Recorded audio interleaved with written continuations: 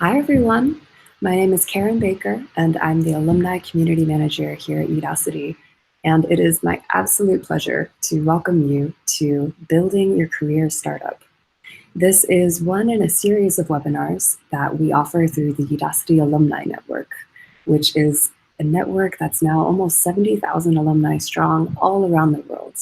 And each month we offer different opportunities to advance your career, to connect with each other, and to continue to learn from fellow alumni like yourself as they pursue different career paths. And so I'm very excited that everyone here has joined us, and I'm thrilled that we have a fellow alum joining us today from the front-end nano degree program to share his experience and really provide his perspective on what he's learned post-nano degree, thinking about how do you think about your career? How do you set up the actions that you take to make sure that you're advancing in the direction that you want? And so without further ado, I'm very excited to hand it off to Andrew Hushka, who will take it from here. He'll give a quick presentation, and then that will be followed by Q&A. So be sure to put any questions that you have in the chat, and Rui from Udacity will field them so that we can ask Andrew at the end of the presentation. All right, take it away, Andrew. I'll start to share my slides.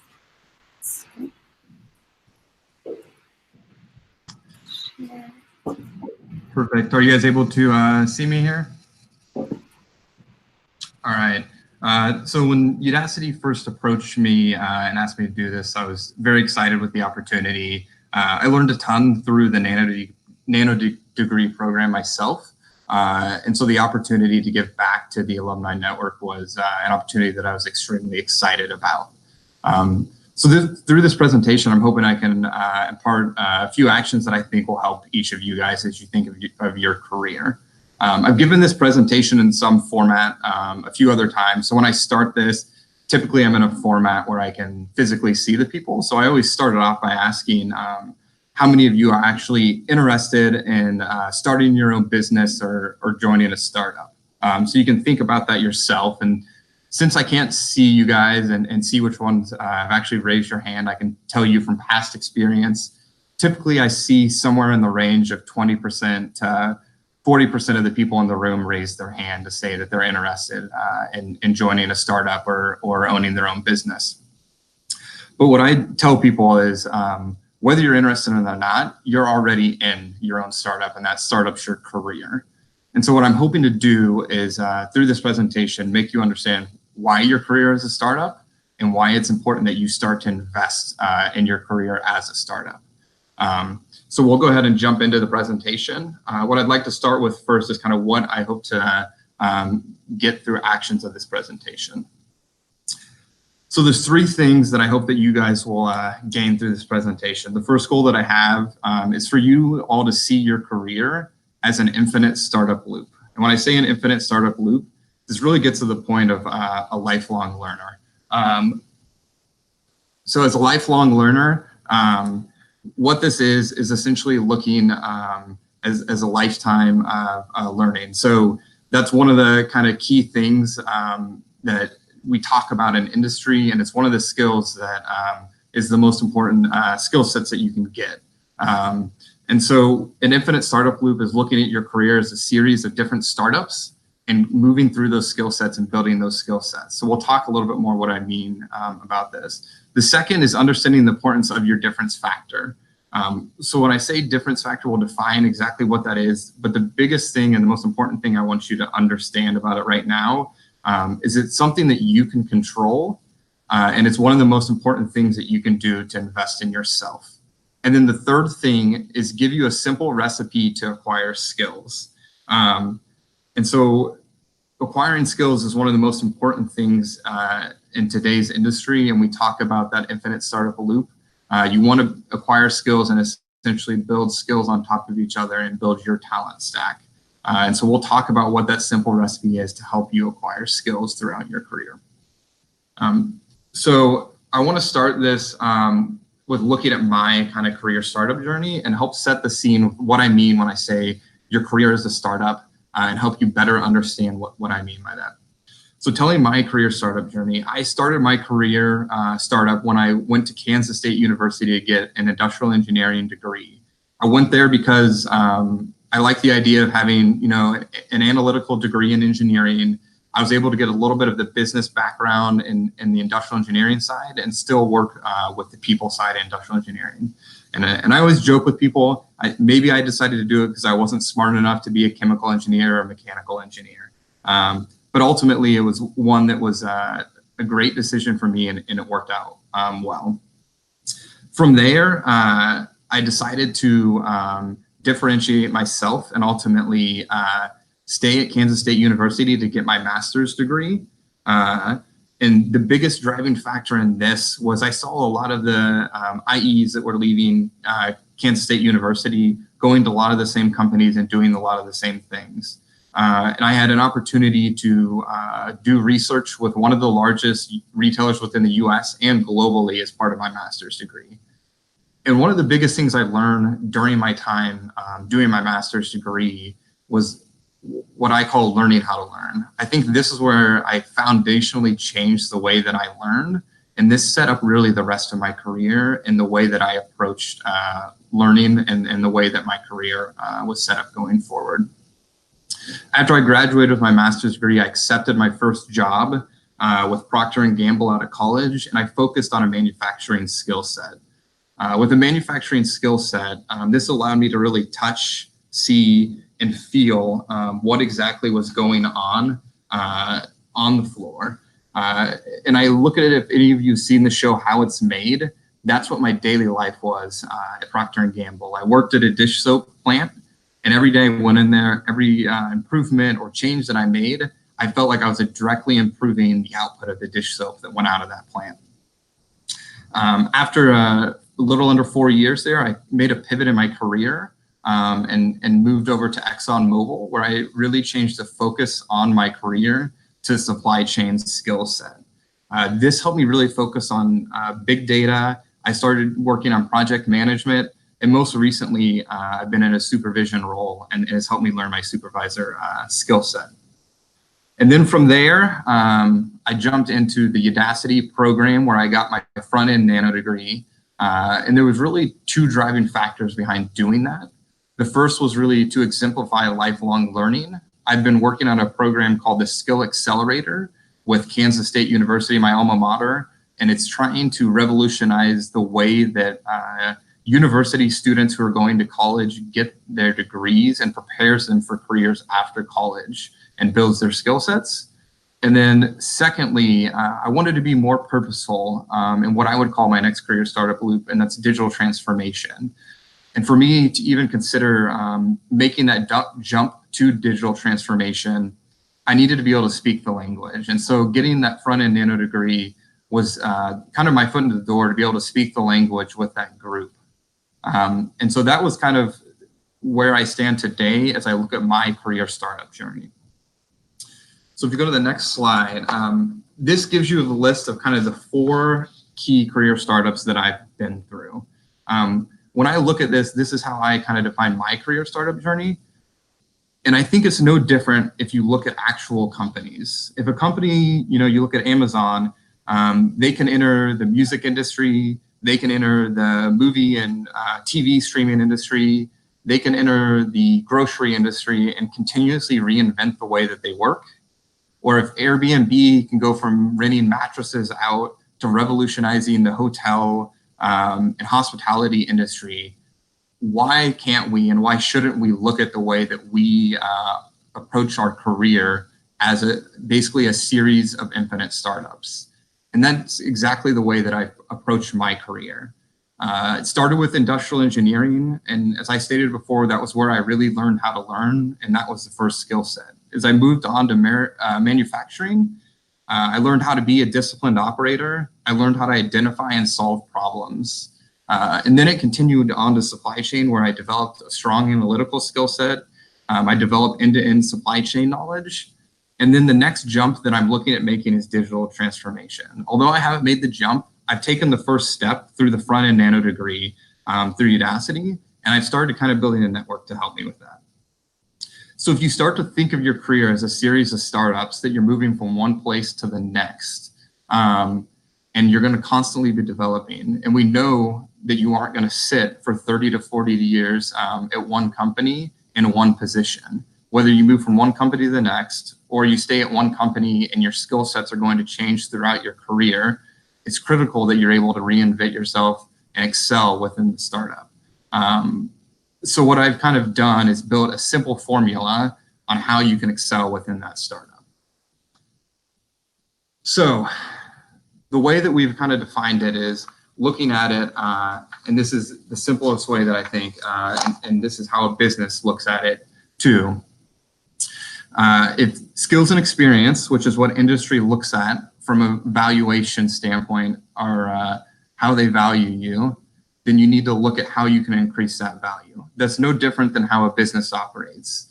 Within a startup environment, they're going to look at how they can increase their value. They do that through investing in people and resources to try to grow their values. You need to be doing the same thing through your skills and through your experiences that you're getting. The way that you can accelerate that is through your network and your influencers. So that's through your friends, your coworkers, your family, your boss, and growing your network. In addition, you should be using your influencers. So that might be people you're following on LinkedIn, Twitter, that might be podcasts that you're listening to, that might be books that you're reading. But if you're consistently learning and following influencers that can build and accelerate your skill set or your experiences, that puts you in a better position. And then ultimately, your initial public offering happens every time you're making these major career pivots. If you looked back at my startup loops, that has happened for me really 2 times. That happened when I graduated from Kansas State University and accepted my first job at Procter & Gamble. I was making an initial public offering. And then the second time that occurred is when I moved from Procter & Gamble to ExxonMobil and had that IPO. The third time I'm kind of starting to set the stage for is when I would move from a supply chain role in ExxonMobil to a digital transformation role.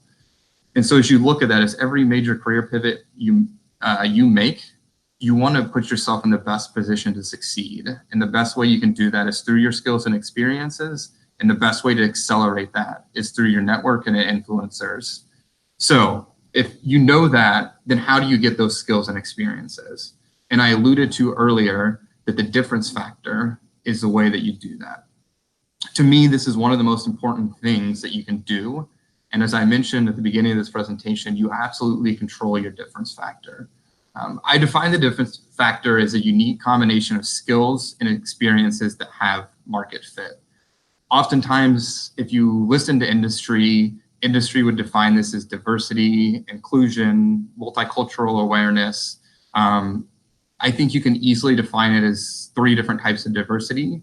There's identity diversity, which is most deeply rooted in like gender, race, ethnicity. There's cognitive diversity, and really this is how people think and their personalities. Oftentimes companies will actually give you a personality test as part of your hiring process. And then there's experiential diversity. And this is the most controllable diversity, and you get this through exposure to new things. At the end of the day, however you define your difference factor and the diversity goes with it, you control it. And it's the most important thing is understanding your success ultimately hinges on your ability to increase it. A couple of questions that I think each of you can ask today to understand what your difference factor is how do you, or what do you do better than anyone else? And then how would people explain what you bring to the team? They're 2 simple questions you can ask yourself, or you could ask people you work with to better understand what your difference factor is. So I just want to take a couple minutes to go through 3 core principles that I think will help each of you in developing your difference factor.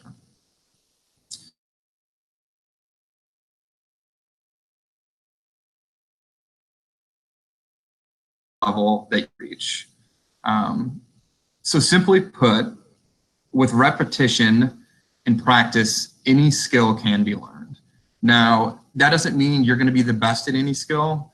That doesn't mean that you can become the top 1% at any skill, but you can become decent at any skill or good at any skill.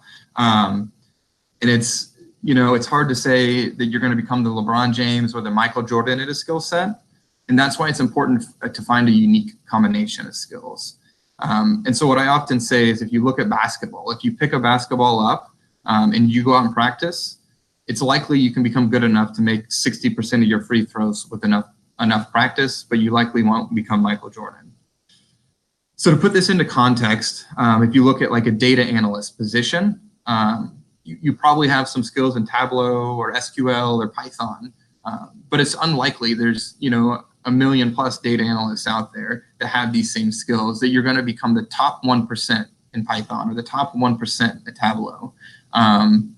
But if you go out there and say, I'm going to focus on becoming good enough, I'm going to be in the top 80% within that skill set, and I can execute on that, and then I'm going to get a complementary skill to that, that makes you unique within that skill set. So maybe you have that base skill set within it, the data analyst, and you have that technical skill, but then you complement it with some of the supply chain background that I talked about earlier. So you're able to identify problems and you know where to go get the data that's needed to drive business results and identify the problems. Or maybe you have very strong verbal communication and presentation skills, so you can present to leadership on the findings that you're having. It's getting that complementary and that combination of skills that will really drive a difference factor and a unique set of skills. The second principle that I look at for the difference factor is familiarize yourself with your customers' desires. Simply put, what does industry or your current employer want from you, and go get that skill. So I alluded to earlier, I'm looking at moving down the road into digital transformation, and I wasn't even able to really speak the language. So the first step for me was to go get a technical background, and that was the front-end nano degree. And that was the first step for me to start and even get my foot into the door. I would push you guys even further to say, once you get a technical skill set, how do you go get the experience? So a great example would be to then go get freelance experience, maybe on that technical skill set, to say, I have this skill and now I have experience. I think Udacity does a phenomenal job of setting you up, because they not only have you learn the skill set, but you build out a portfolio which shows experience within the skill set. But I think freelance can take it even a step further in those examples. And then the third principle that I give you within the difference factor is only focus on building 3 to 5 skills at a time. You want to show the ability to build depth and expertise in the skills you're learning, and you really need to prioritize what you're working on. If you try to do too much at once, you'll lack depth in the skills and you won't be able to show that. And that will clearly come through on your resume, or even worse, really, once you get the job, it will become clear to the company that you aren't able to execute and what you said you could do. And so, an example I give is when I was doing that front-end nano degree, that was one skill set I was really focusing on learning. I was working on the Skill Accelerator program that I talked to you about, which helped me focus on my ability to collaborate, support, and mentor students. I was a supervisor within ExxonMobil, which helped in my leadership skill set. And then I was focusing on learning our supply chain and the technical knowledge that went along with that. And for me, those were my 4 key skills. Although there was a lot of ancillary skills that happened throughout then, these were my 4 core skills that I was learning. And so it's critical to get that focus. So what I want to do now is kind of give you a real world example of this happening. So Scott Adams is the cartoon artist for Dilbert. You can go Google Scott Adams talent stack and read a little bit about him. He wrote a blog post a few years back about why he became so successful as a cartoon artist. And he openly says, I'm a comedian, but I'm not the funniest comedian that exists.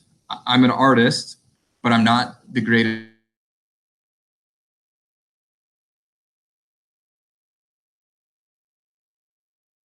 Took my above average skill set in all of these areas and combined them together. I've been very, very successful for a long time as a cartoon artist. And really, he's been one of the most successful cartoon artists out there. And he openly talks about how this combination of skills and his talent stack within these and understanding his niche in this market has made him extremely successful. And clearly what he did is found his difference factor in that combination of skills and carved out a niche in that market. The second example I want to give you of a difference factor is my own personal difference factor and how I've built out my difference factor. So what I've listed here is kind of my experiences and then my skills that I built. This isn't all inclusive of everything, but it just gives you a high level overview of where I am.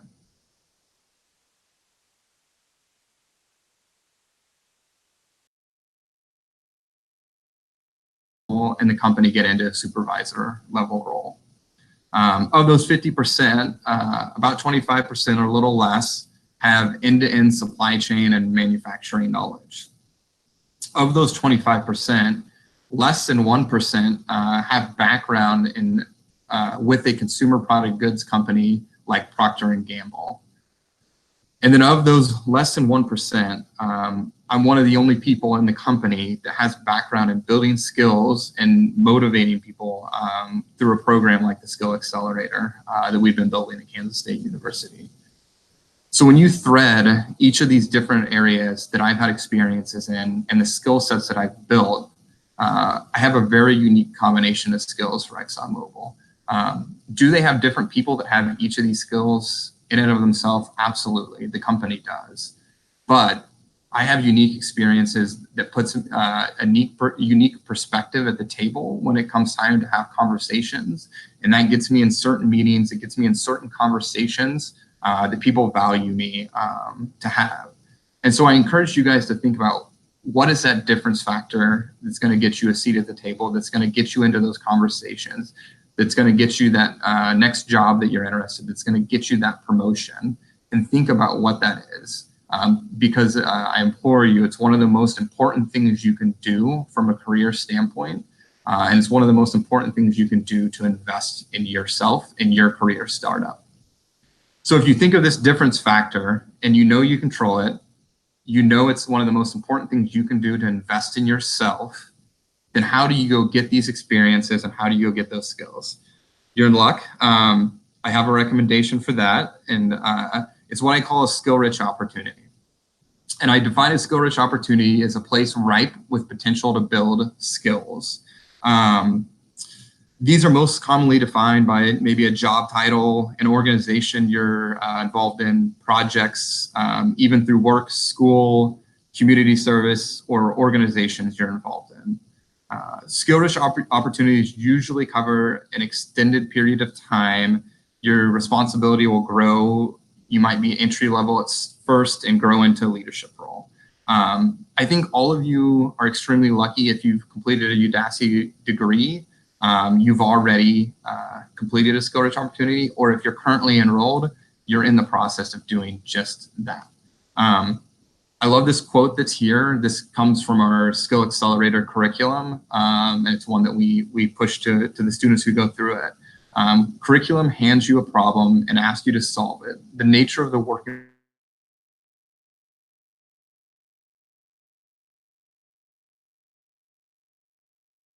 you need to be able to flip that thought process around.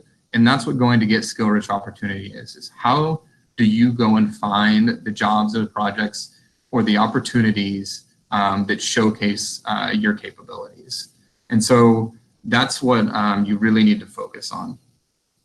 So how do you go achieve skill-rich opportunities now that you understand kind of what you're looking at? So if you want to go to the next slide. So there's a quote Steve Jobs had said that I like that kind of, I think, best exemplifies this. He had said, "To me, ideas are worth nothing unless executed. They are just a multiplier. Execution is worth millions." The startup companies that you see in the world that are most successful are the ones that execute.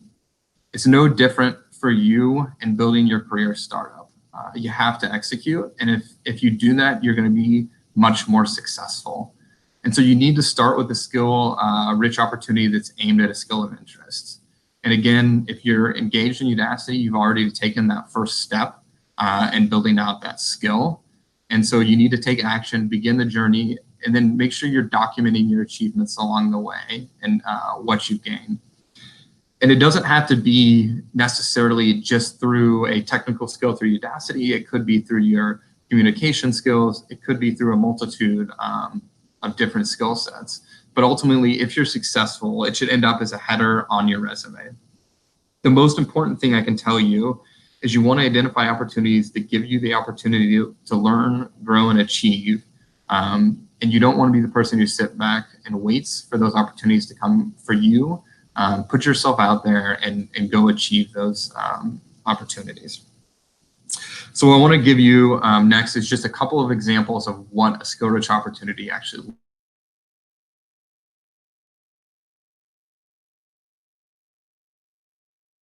Each of my career startups.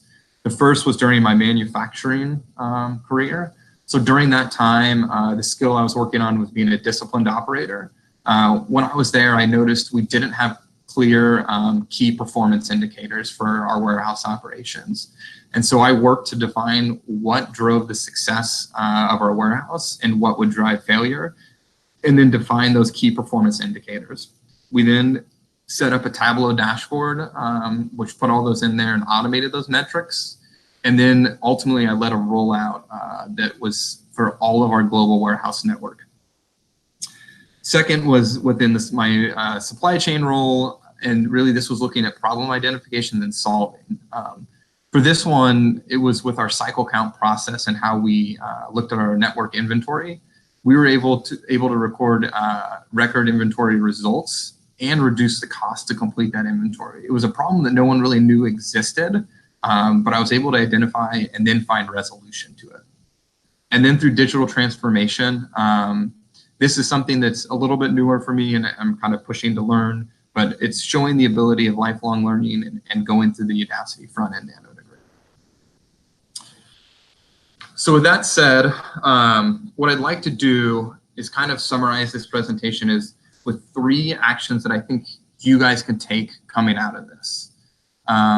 First, define your current startup loop or the startup loop you'd like to move towards in the near future.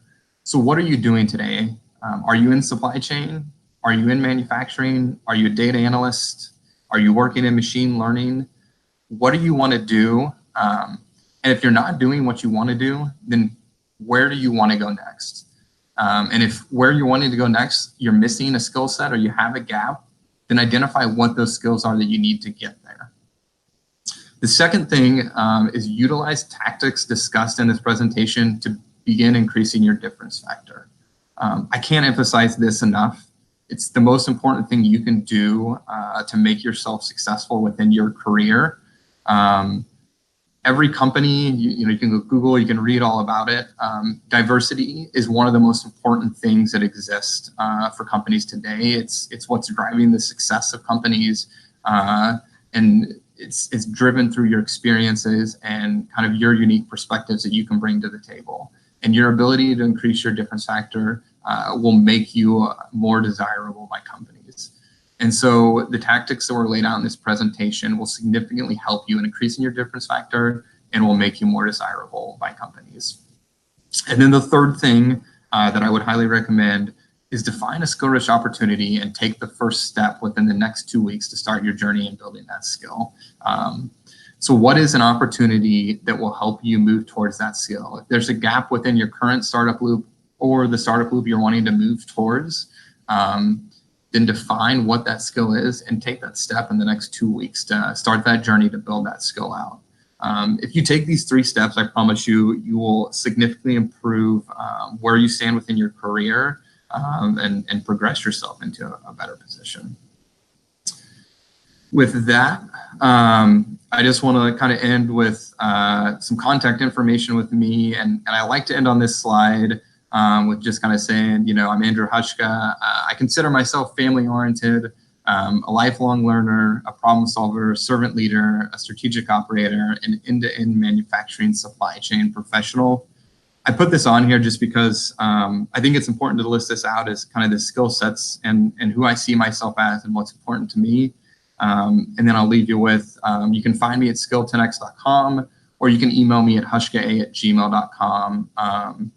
If you have any questions or follow-ups coming out of this presentation, feel free to contact me at any time. With that, I will take any questions that you guys may have. Wonderful. Thank you so much, Andrew. I think you've really developed a perspective and a framework that I think anyone can use no matter where they are in their career startup journey to think about what matters to them and what they can actually do to move forward. And to build on one of your final points of identifying something you can do in the next 2 weeks, before we go to questions, I do want to highlight 2 opportunities we have coming up that you can find at udacity.com/events to do just that. So tomorrow we actually have a session with a career coach, Martin McGovern from Udacity, where you can ask any questions that you have about job hunting, job searching, what to do next. And it's a great way to get unstuck and make progress, as well as how to start freelancing. So finding your own skill-rich opportunity to really build those experiences out. And you can find information for that at udacity.com/events. And with that, I'm going to stop sharing the presentation and turn it over to questions. And I think the first one I have for you, Andrew, is how did you get to this framework? You're not from Silicon Valley, right? You haven't gone through Y Combinator. What was there a specific moment or experience that really led you to think differently about your career? It's been like a slow progression. Actually, my brother and I have kind of been building this out over time. It started with a student at Kansas State University who actually approached us and said, I have a 4.0 GPA, I'm about to graduate college, and I'm struggling finding a job. And that didn't really compute to us. When we got his resume at that time, we looked at it, and his skill set and his experiences, he didn't really have anything to show. He had basically gone through college and just taken the courses and the classes.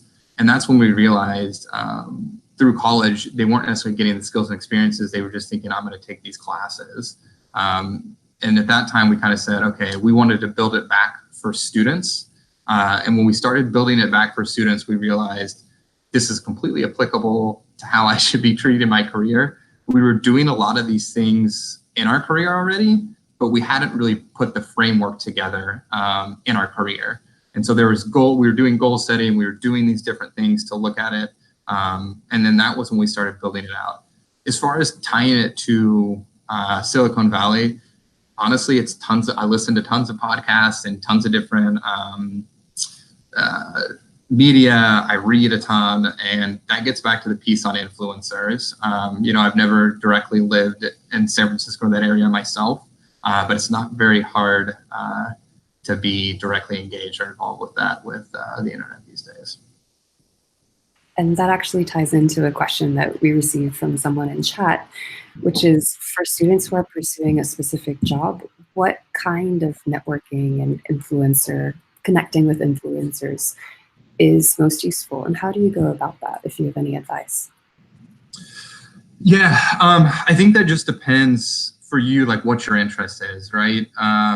If you're specific to, I want to do data analysts, or I want to do machine learning, I want to do this, start in that field and start making connections.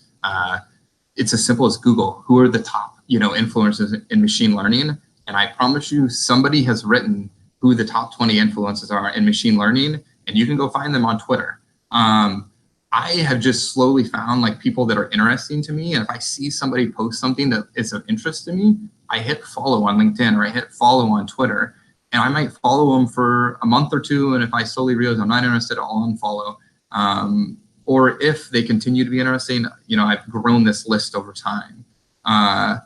In general to that, I think there's also just like certain podcasts that I've come to like and follow, and then also books in general that I find myself to be bad at finding the time to read. So I do a lot of the listening books. It's easier to do that like if you're working out or traveling. You can turn it on your car in a commute, and it makes it a little bit easier to do. So that's a way, but I try to keep myself constantly learning, and I call myself a lifelong learner. I think that's like the things that I try to do. I don't like listen to the radio when I'm driving. Those are the things I try to do to keep myself fresh. So. Because you mentioned searching for the list of top 20 influencers, another comment or question that came in on chat is, do you believe in the statement that it takes 10,000 hours to achieve mastery? And I think as a follow-up question to that, is that the right question to be asking? That's perfect. Yes. So, you know what? I think it is very, very hard to achieve mastery. In my opinion, from my presentation, it's not worth the time to try to achieve mastery. I think you're better off becoming proficient in a skill set and then finding that unique combination, because it's going to be extremely hard to become a master in any skill set. And to be honest, the world today is so connected that there's so many people and it's so competitive that if you just say, I'm going to become the master at one skill set, it is going to be very, very hard and you're going to work very, very long hours. But you're going to be better off saying, what is that unique combination of skills? And how do I go find a niche market or a niche area that I can kind of carve out in? And that's really the idea of the difference factor that I was talking about in there. And that's where I see you driving value today. And that's the way the future of work's really going, is driving towards these weird different combinations of skills. Is, hey, you know what? I have this technical.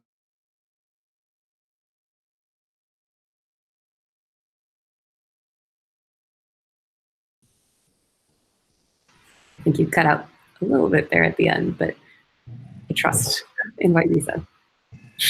And I think where that leads is actually to thinking about, you can't master, or it's very, very, very, very difficult to become the top 1% in your field. And a question that came in the chat is, when making a career change, there are some skills and experiences that don't directly translate to where you're trying to go.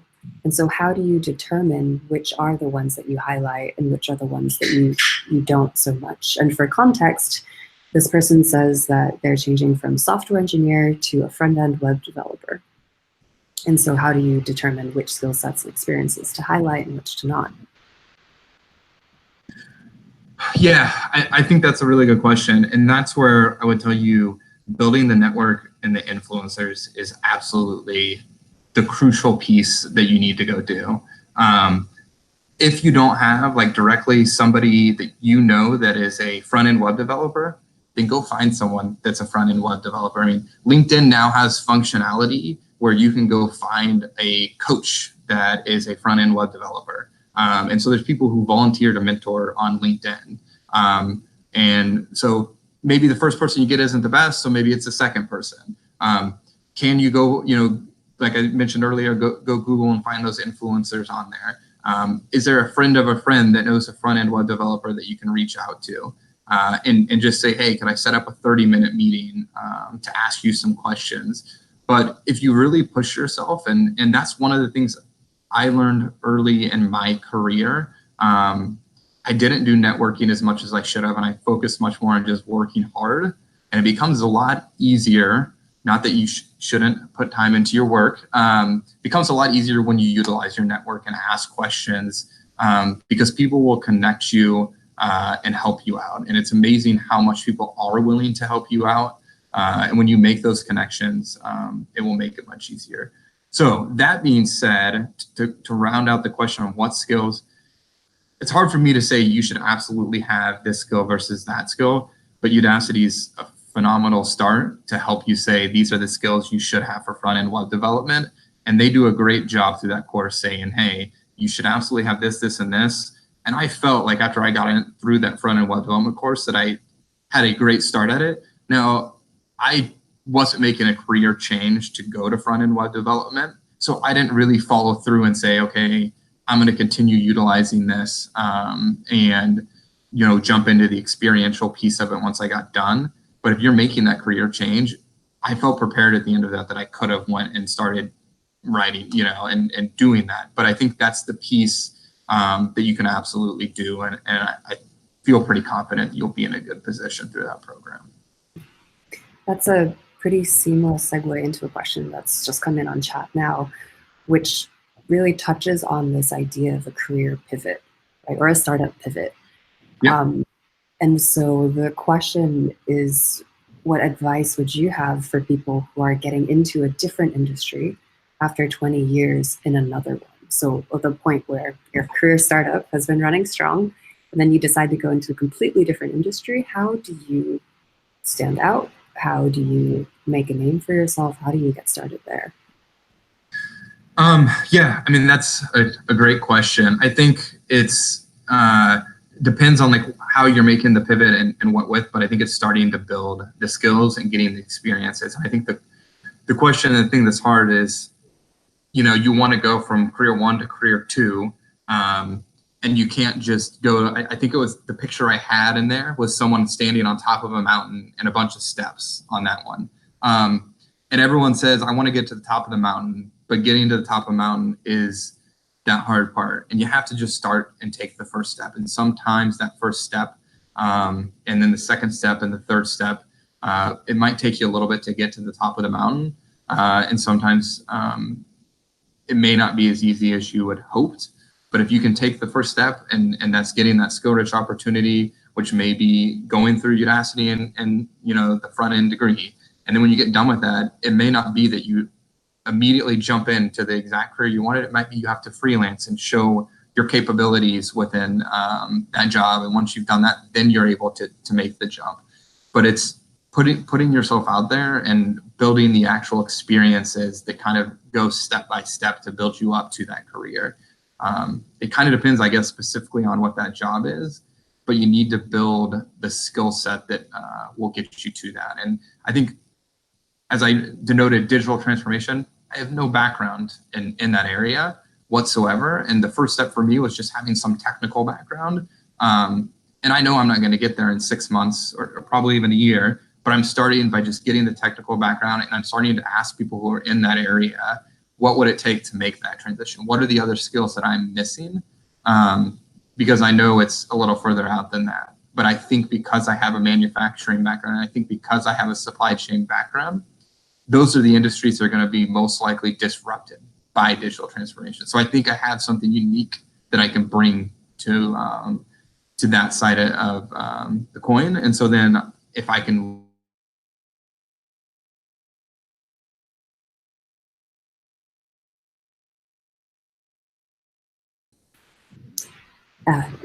we cut out a little bit there, but we're going to move forward.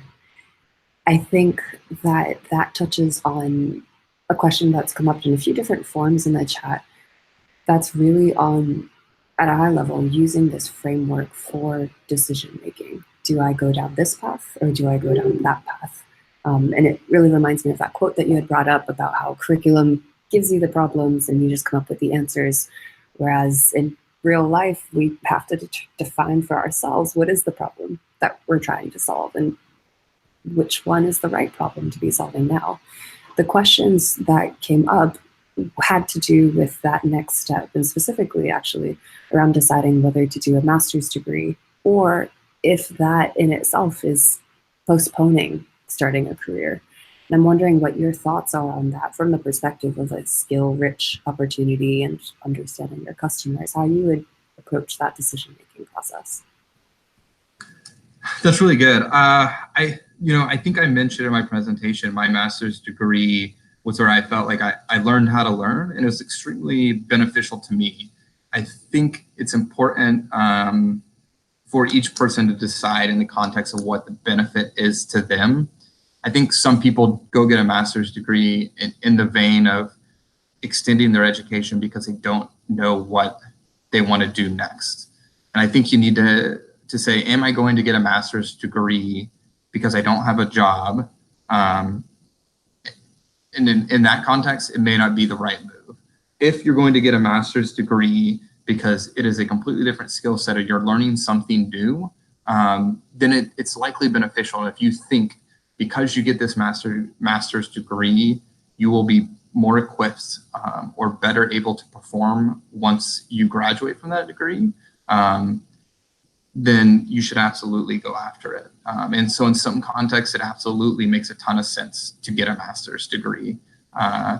But to your point, I have seen friends of mine and a lot of people do it where they go in and they do instead of going like the thesis option, where you work a little bit harder, they take the coursework, they take the easiest possible courses that don't necessarily challenge them just to say they got a master's degree. And in my opinion, that's not necessarily the best route for you. That's helpful. I think related to that is thinking about, and this is a question that many startups face all the time, is for your customer. Who is that customer, right? I know there are some companies, and this is mentioned in chat, that typically require a master's degree or they won't be considered for a position.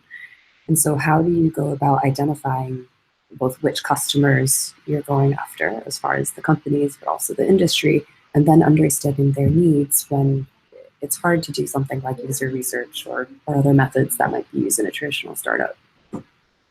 Yeah, and I think that's, again, person to person. What do you want? Like, so for me, I know my customers like ExxonMobil, so I'm looking at what is the skill set they want and what am I going for? So for someone who's looking for a job and saying, all right, what is the next job I'm going to go get?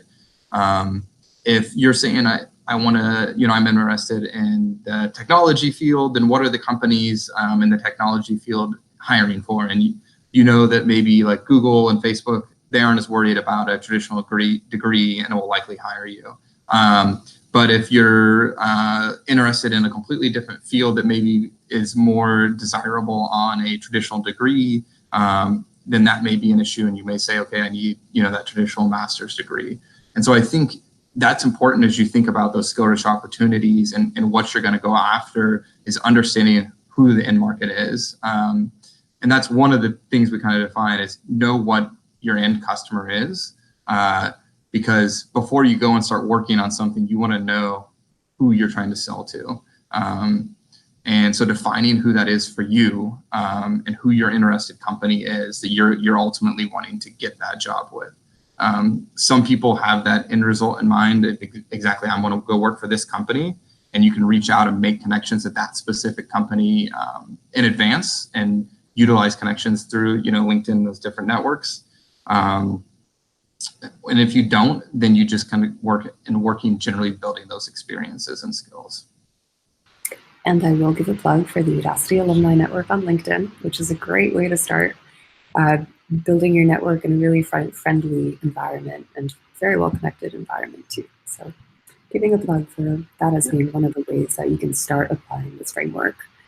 And a question that I personally have is, in all of your years of experience working and with this idea of your career as your startup in mind, what's been the most surprising thing you've learned along the way? That's a good question. I think for me, I don't know if it's surprising, but just how simple and consistent it's been. For me, it was probably 3 or 4 years ago that we kind of started using this framework, and I've kind of followed it. But once I kind of put it together, I realized it's a framework I followed since I was in college, and something that I've been able to consistently follow each year since. And it's very simple and easy to follow and plot. I've since had conversations with people that work for me with this similar framework and idea in mind, and it kind of quickly registers and makes sense to them.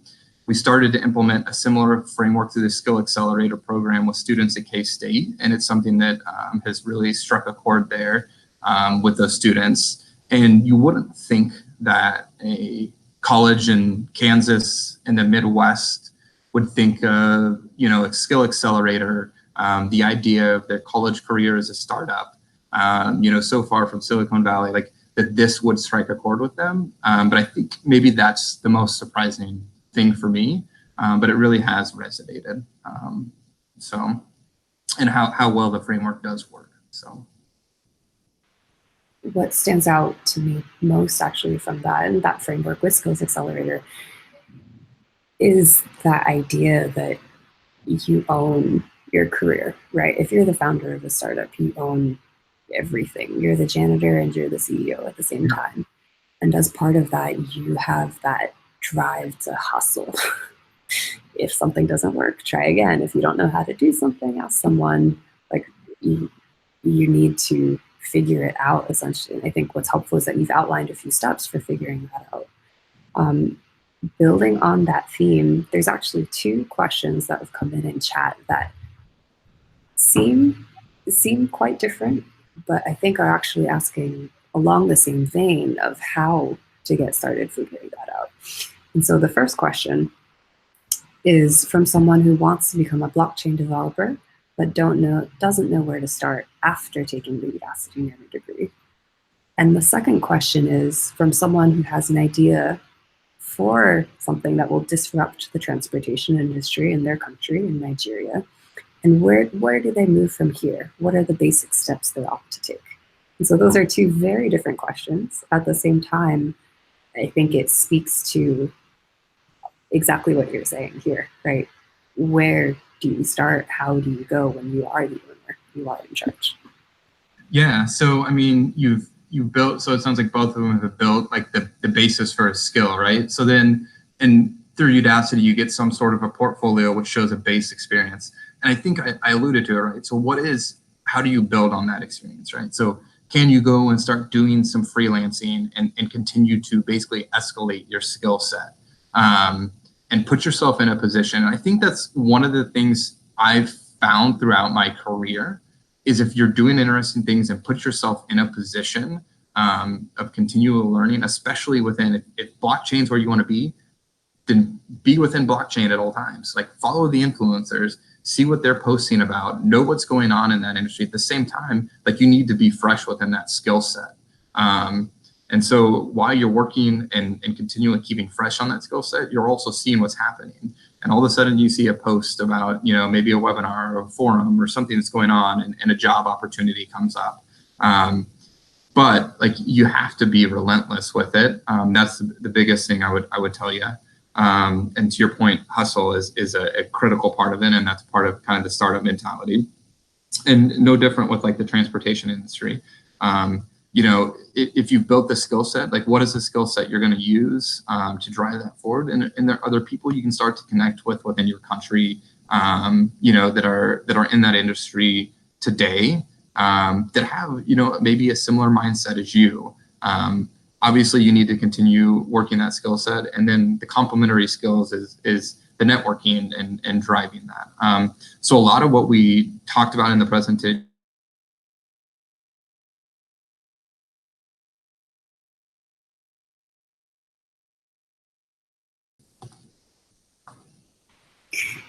It's a shame when your audio drops and you're really passionate and then it's silent. Sorry.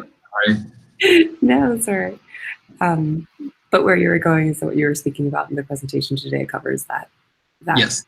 way of thinking and way of going about that. And what I am wondering then is two things. One is looking back before you started your narrative degree, what do you wish you knew? Or even going back further, before you started college or university, what do you wish you knew then that you knew now? I think I would have. I wish I would have known the importance of being purposeful in what you do. Like now, I am so much more purposeful in my work. I'm so much more purposeful in what I focus on and how I prioritize things I'm doing, my time. Something like this, I see value in helping and supporting people.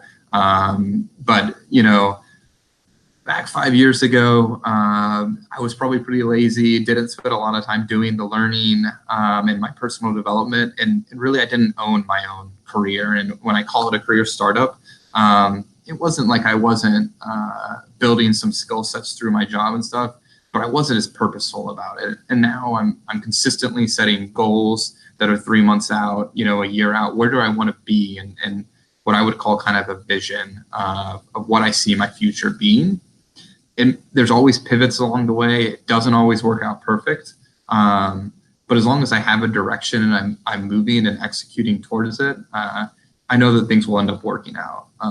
So for me, I think I would tell myself, be a little bit more purposeful, and then just get moving a little bit quicker, give myself a kick in the butt. Stop watching all the Netflix, right? Yeah, too much Netflix, sure. And actually, as a flip on the other side of that coin, would ask, what's the biggest pitfalls that you've seen others go through, or yourself, in that process? I think the biggest thing I mentioned was the story of the student earlier. I think the lack of skills and experiences, where they come with a resume and they say, I think I should have this job because I have a degree, and that to me is not enough. I mean, that's a piece of the puzzle, and absolutely, going to college, or even just getting a nano degree is a piece of it, but you can't expect solely because of that, like that is your ticket to a job, or you are owed a job because of that. You need to push the bounds and go get other experiences, and continuously be learning. And I think the future work, that's the reality. That's where we're going. Even within your own career, you need to be learning within your job. And that's why I get back to being purposeful within your job. I see people that are 10 years older than me that I would almost call obsolete. Their skill sets, they've just stopped caring about learning, and they really don't have a lot to offer from a skill set perspective. And that becomes a little bit scary as you look and continue into the future of work. So I think that's a critical thing. And so I said that at the beginning of the presentation, but I think that is really one of the more important skill sets is this value of lifelong learning. So that would be the one thing that I think is a pitfall that I've seen with people. And I think that's actually a great place to think about, what is that vision that you talked about earlier, right? Who do you want to be in 10 years? What skills would you need to get there in 10 years? And to always have that as your guiding light, to drive that forward. Yeah, so it's a very good question. I mean, the first pivot or move that I'm looking at is I think you saw it in my presentation, is this digital transformation, and that's probably in the next 2 to 3 years. For me, I think that is the biggest move. And then if I look at that for the next 3 to call it 7, maybe 10 years, I really would like to build that skill set and be a part of disrupting the way that we operate from a supply chain and manufacturing standpoint here at ExxonMobil. And so that would clearly involve me learning some more technical skills. So one that I recently started learning was I spent 3 days in a Tableau course about a month ago. So I'm starting to learn Tableau from a visualization standpoint. And so that's a new skill set for me, kind of building that base, and I'm going to continue kind of pushing that. But that's the biggest piece that I kind of look in the short term. But if I think like longer term vision, there's all sorts of things I want to do. I alluded in my presentation the importance of my family. My wife, allows me to do all these crazy things that I do. Flying back to Kansas State consistently to support this program, doing things like this front-end nano degree where I was working weekends and late nights constantly. So obviously at some point here, we'd like to have a family. So there's a lot of things, and then our 2 dogs. So that'll be an important part I need to start thinking about at some point. But yeah, those are the things kind of in the short and the longer term for me.